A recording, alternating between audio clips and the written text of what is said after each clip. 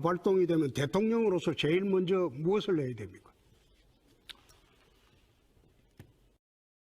자, 작게 5015가 발동되면 어떻게 됩니까? 아무 생각 없죠, 지금. 아무것도 모르겠죠? 네. 글쎄요. 한번 좀 설명해 주시죠.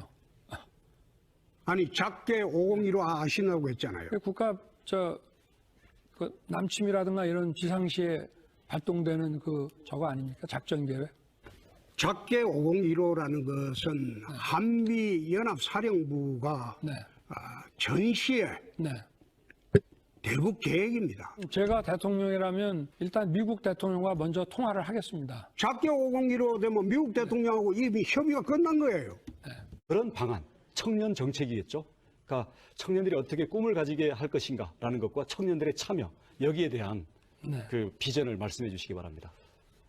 저는 그 청년의 참여를, 저는 청년들이 다른 직업보다 이 정치라는 직업을 좀 많이 택했으면 하는 게 제 바람이고요. 그리고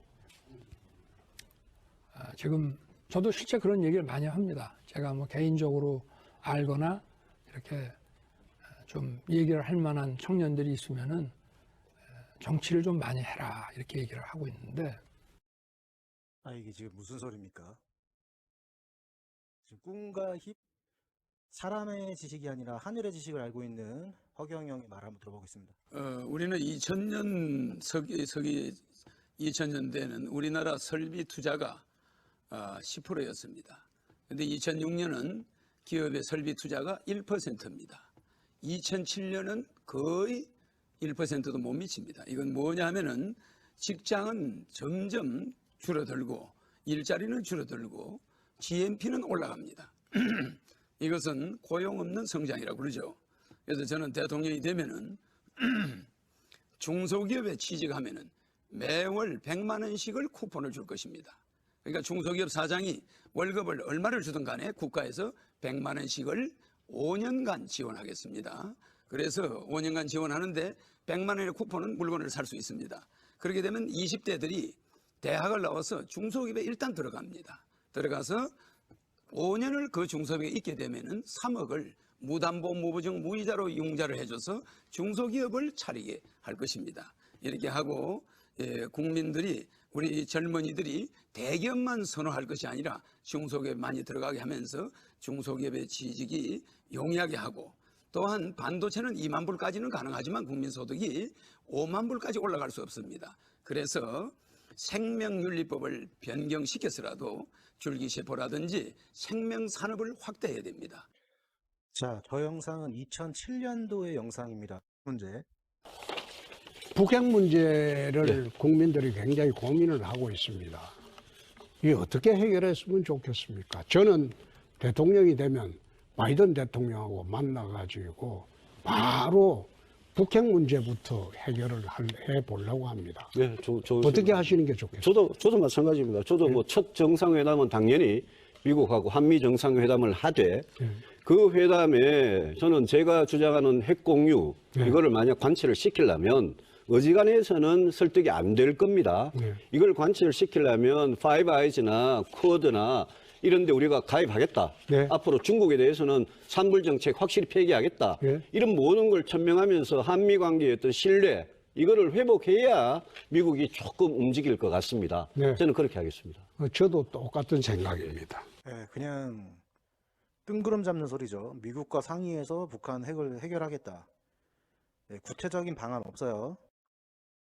남북의 항구적인 평화를 위해서 미국에 있는 유엔 본부를 판문점으로 옮겨오자 합니다.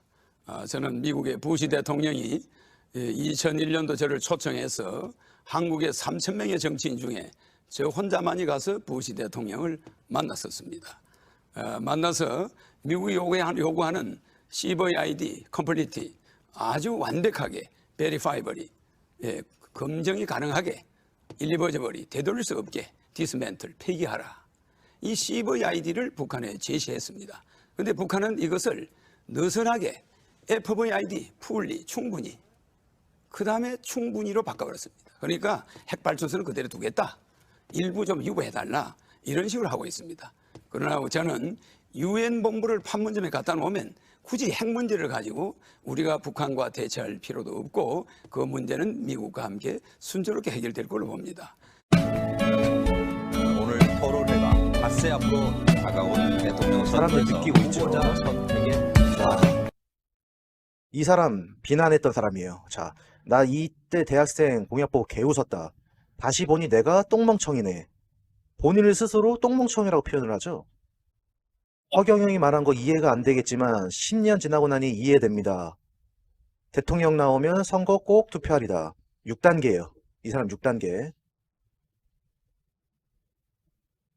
비난해서 6단계가 된 겁니다, 여러분. 도움이 되셨기를 기대합니다. 오랜 시간 토론에 임해주신 네 분 후보들 수고.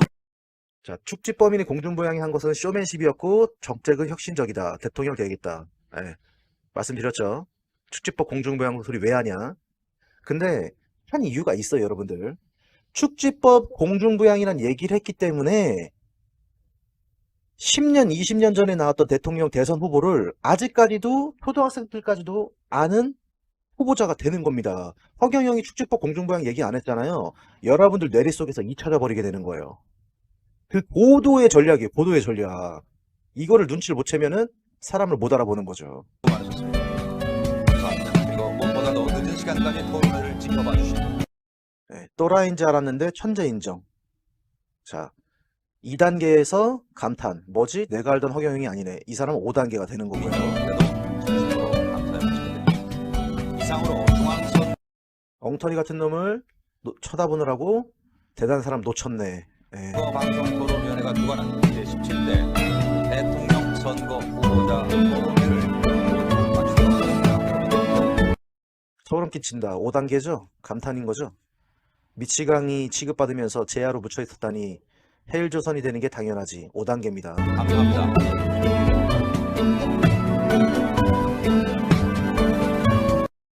저런 분이 광대같이 하시는 거 보면 눈물 납니다. 6단계입니다. 연민을 느끼죠.